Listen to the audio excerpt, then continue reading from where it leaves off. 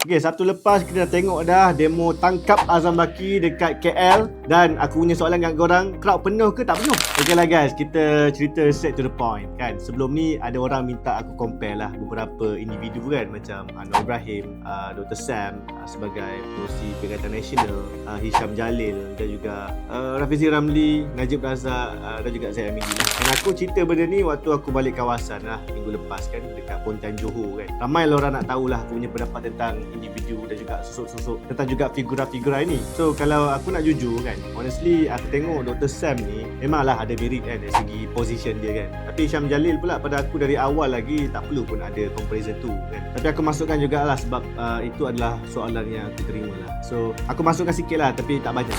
So kita sampai ke comparison yang terakhir lah, which is antara PMX lawan dengan Rafizi Ramli lah. Dan Sabtu lepas ada himpunan tangkap Azam Baki dekat Dataran Merdeka lah macam biasa. Dan angka kehadiran memang subjektif lah. Yang menganjurkan tu akan bagi angka-angka yang besar lah kan. Yang tak suka akan bagi angka yang kecil lah. Angle gambar pun memainkan peranan jugalah kan. Ambil dari bawah ni nampak ramai kan, ambil dari atas nampak sikit. Tapi kalau ikutkan penilaian aku secara honest lah kan, honestly tak ramai lah kan. Tak payahlah nak compare dengan rally-rally besar macam waktu Bersih dulu ataupun himpunan anti kerajaan zaman Wiri Yassin dan juga Ismail Sabri Yaakob kan. So memang jauh beza lah. Tapi persoalan aku kan, kenapa benda macam ni berlaku tau?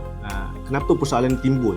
Sebab aku rasa lah perhimpunan kali ni kan, dia punya narrative tak clear tau. Sebab nama himpunan tangkap Azam Baki, tapi dalam poster tu ada muka PMX, muka Ramanan, ada muka orang-orang lain kan. So jadi mesej dia jadi kabur lah. Inilah sebenarnya nak tangkap Azam Baki ataupun nak tumbangkan kerajaan. Dan itulah naratif yang cuba dibina lah. Dan isu Azam Baki pula kita tahulah pemilikan saham kan, isu siasatan dan juga persepsi bahawa ada pihak tertentu yang tak disiasat kan. Kalau Hafiz Ramli ada bukti, silakanlah dedahkan kan. Tapi aku sebagai rakyat Malaysia dan juga rakyat biasa, aku tak ada bukti yang kukuh lah untuk tuduh sesiapa kan. So jadi aku kembali kepada satu benda lah, which is data lah. So aku tengok jugalah Corruption Perception Index kan. Ini adalah ukuran global. Dan yang menarik adalah Azam Baki ni berkhidmat di bawah dua kem kerajaan waktu zaman Perikatan Nasional dan juga zaman PHBN sekarang. So apa jadi?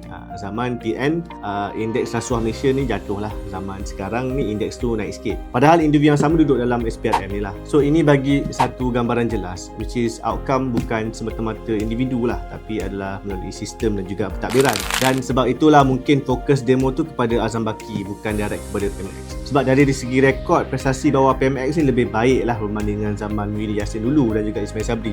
Dan kita juga kena acknowledge lah, Azam Baki memang ada rekod kontroversi lah semasa Perikatan Nasional kan. Dan yang terbaru, yang di-Pertuan Agong sendiri telah berkenan melantik Ketua Putrajaya SPRM yang baru, iaitu seorang bekas Hakim Mahkamah Tinggi. Dan ini adalah signal yang jelas lah bahawa institusi negara ni serius lah nak lawan rasuah. So satu bab dah tutup lah kan. So sekarang kita masuk isu Rafizi lah. Apa sebenarnya dia tak puas hati dengan PMX ni kan? So, kalau dari segi ekonomi aku tak nampak serangan dia tajam lah. Banyak yang longgar kan. Contoh yang jelas adalah Budi 95. So dia kritik lah penggunaan IC kan. Katanya akan berlaku kesesakan, sistem tak efisien dan sebagainya. Tapi realitinya tak berlaku pun sebab sistem ni smooth dan malah dipuji dari segi integrasi. So kenapa IC penting kan? Sebab satu benda yang ramai orang ignore adalah economic behaviour. Kalau kerajaan bagi cash direct kepada rakyat, duit tu kemungkinan besar akan digunakan untuk benda lain. So lepas tu harga barang akan naik dan kerajaan tetap kena salah.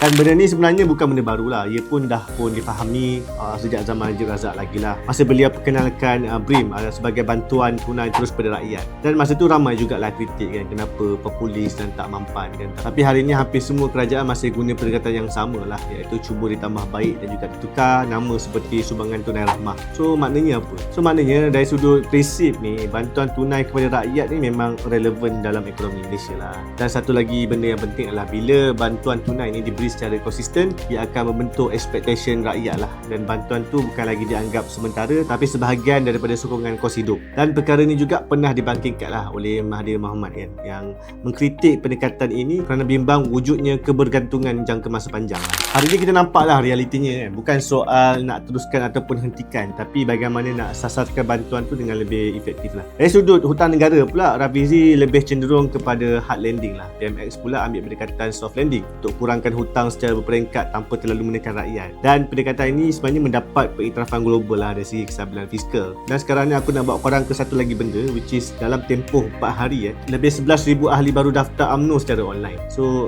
hampir 70% adalah anak muda. Dan untuk aku ini adalah adalah signal yang bahawanya Rumah Bangsa UMNO masih relevan, masih hidup, masih ada generasi baru yang nampak platform ni relevan untuk masa depan. Dan pesanan Datuk Seri Dr. Ahmad Zahid Hamidi dalam hal ini tak boleh dinafikan lah. Dalam keadaan parti hampir runtuh selepas tahun 2018 ni, beliau pegang struktur dan juga stabilkan UMNO sampai ke hari ini. So sekarang kita kembali kepada dua realiti. Satu side buat demo tapi crowd tak besar, satu lagi quietly build kan, tambah ahli, tarik anak muda, kuatkan struktur. Dan dalam politik, yang menang bukan yang paling kuat jerit, yang menang adalah yang paling kuat bina masa depan. Dan soalan aku simple je, adakah kita tengah tengok kebangkitan semula Rumah Bangsa UMNO atau kita masih belum nampak apa yang sebenarnya sedang berlaku?